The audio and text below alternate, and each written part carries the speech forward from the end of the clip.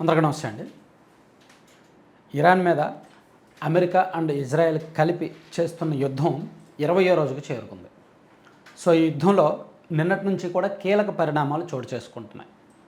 ఒకవైపు ఇరాన్లో ఉన్న అణు కేంద్రాలను లక్ష్యంగా చేసుకొని ఇజ్రాయెల్ దాడులు చేస్తుంటే, ఇజ్రాయెల్ అండ్ అమెరికాలు దాడులు చేస్తుంటే, మరోవైపు ఇరాన్ కూడా ఇజ్రాయెల్లో ఉన్న విద్యుత్ కేంద్రాలు, చమురు శుద్ధి కేంద్రాలు వాటి మీద ఎక్కువగా ఫోకస్ పెడుతోంది.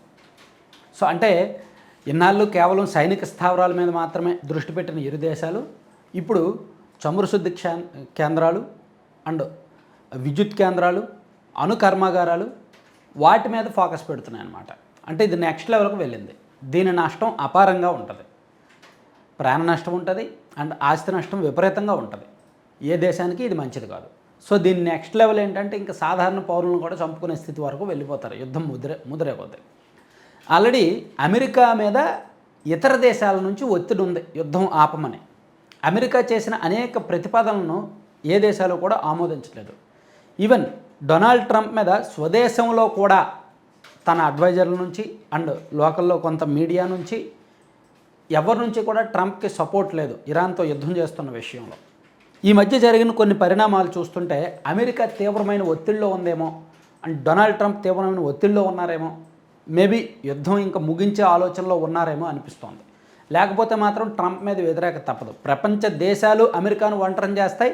అమెరికాలో ట్రంప్ని కూడా అక్కడ ఉన్న వాళ్ళందరూ ఒంటరం చేసే ప్రమాదం ఉంది. ఈ మధ్య జరిగిన కొన్ని పరిణామాలు చూడండి. యాక్చువల్లీ డొనాల్డ్ ట్రంప్ 3 రోజుల కిందట అన్ని దేశాలకు పిలుపునిచ్చాడు. చైనా, రష్యా సహా యూరోపియన్ కంట్రీస్కి, ఫ్రాన్స్ లాంటి పెద్ద పెద్ద దేశాలు అందరికీ ఏం పిలుపునిచ్చాడంటే, మీరు అందరూ కూడా మీ యుద్ధ నౌకలను హర్మోజ్ వద్దకు పంపించండి. సో మనం రవాణా మనం చేసుకుందాం, దానికి ఇరాన్కి సంబంధం లేదు. సో మీరు కూడా ఇరాన్తో యుద్ధం చేయండి, అది మనం కంట్రోల్లోకి తీసేసుకుందాం హర్మోజ్ జలసంధిని అని డొనాల్డ్ ట్రంప్ ఒక ప్రతిపాదన చేస్తే, దానికి ఆ దేశాలన్నీ కూడా not our war, here are countries that rejected Trump's Hormuz naval support demand. So Donald Trump కోరికను, అతని డిమాండ్ని ఇతర దేశాలన్నీ కూడా రిజెక్ట్ చేసాయి. ఇది మా యుద్ధం కాదు, మేమెందుకు పంపించాలి, మీరు చూసుకోండి, మా రవాణా మేము చూసుకుంటాం, మా పనేదో మేము చేసుకుంటాం అనేటట్టు దేశాలన్నీ కూడా. Donald Trump on Monday signalled a coalition to reopen that strait of Hormuz with Marco Rubio set to name participating nations. However many key allies have snubbed the proposal, firmly ruling out any military involvement or deployment or warships to the region. So ఎవరు కూడా పంపించడానికి ఇష్టపడలేదు. అది మా యుద్ధం కాదు, మాకు సంబంధం లేదు అని. అలాగే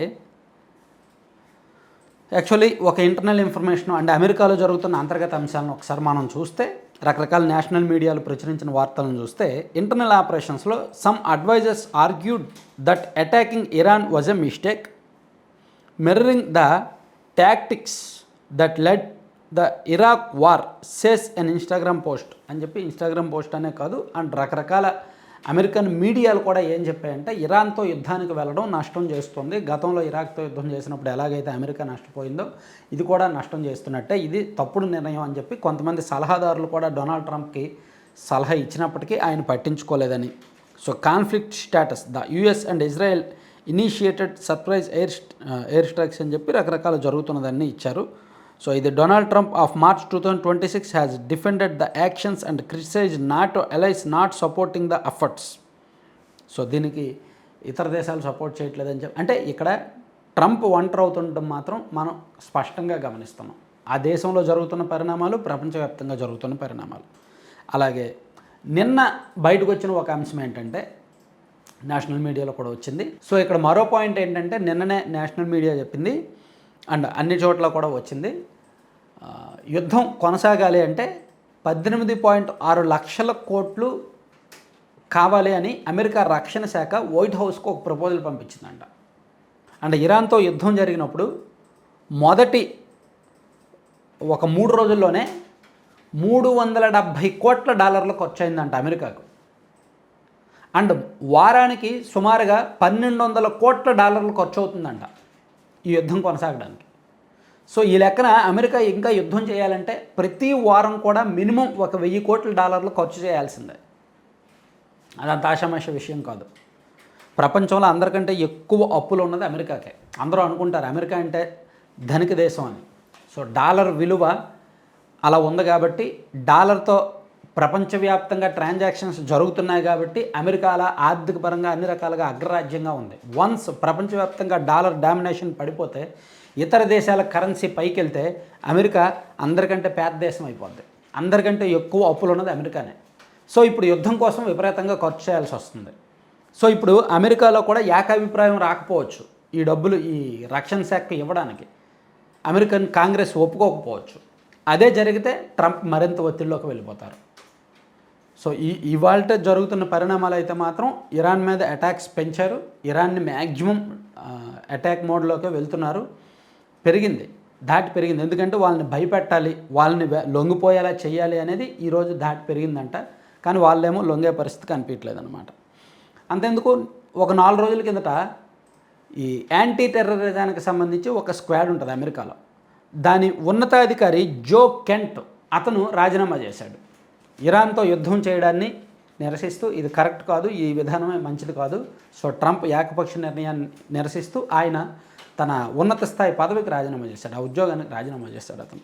జో Kent top US counter terrorism official resigns over Iran war urging Trump to reverse course అని చెప్పి ఆయన ఇచ్చిన స్టేట్మెంట్ కూడా మనం చూడవచ్చు. ఇట్లా అమెరికా లోపల అండ్ అమెరికా బయట రకరకాల విభాగాల్లో జరుగుతున్న ఈ ప్రచారాలను బట్టి డొనాల్డ్ ట్రంప్ తీసుకున్న నిర్ణయం తప్పుడు నిర్ణయం. సో అమెరికా చేస్తున్న యుద్ధం లక్ష్యం లేని యుద్ధం అని ఇంటా బయట చర్చ జరుగుతోంది. అందుకని బహుశా యుద్ధం క్లైమాక్స్లో ఉంది, అమెరికా మీద ఒత్తిడి ఉంది, వాళ్ళు ఒక వారంలో ముగించే అవకాశం ఉంది. మరోవైపు నిన్నటి వరకు సైలెంట్గా ఉన్న మన భారత ప్రధాని నరేంద్ర మోదీ గారు నిన్న గల్ఫ్ దేశాధినేతలతో మాట్లాడారు. అండ్ మీరు మాట్లాడుకోండి, దౌత్యపరంగా సమస్యను పరిష్కరించుకోండి, ఎందుకంటే చమురు శుద్ధి కేంద్రాల మీద అండ్ విద్యుత్ కేంద్రాల మీద అండ్ ఈ అణు కేంద్రాల మీద దాడుల వరకు వెళ్ళడం మంచిది కాదు. సో సాధ్యమైనంత త్వరగా పరిష్కరించుకుంటే మంచిది అని చెప్పి నరేంద్ర మోదీ కూడా గొంతు లేవనెత్తారు. సో ఇదే క్రమంలో రష్యా అండ్ చైనా కూడా వాయిస్ రైజ్ చేసాయి అనుకోండి, అప్పుడు అమెరికా మీద ఇంకా ఒత్తిడి పెరుగుద్ది. అప్పుడు వెనకడుగు వేయక తప్పదు.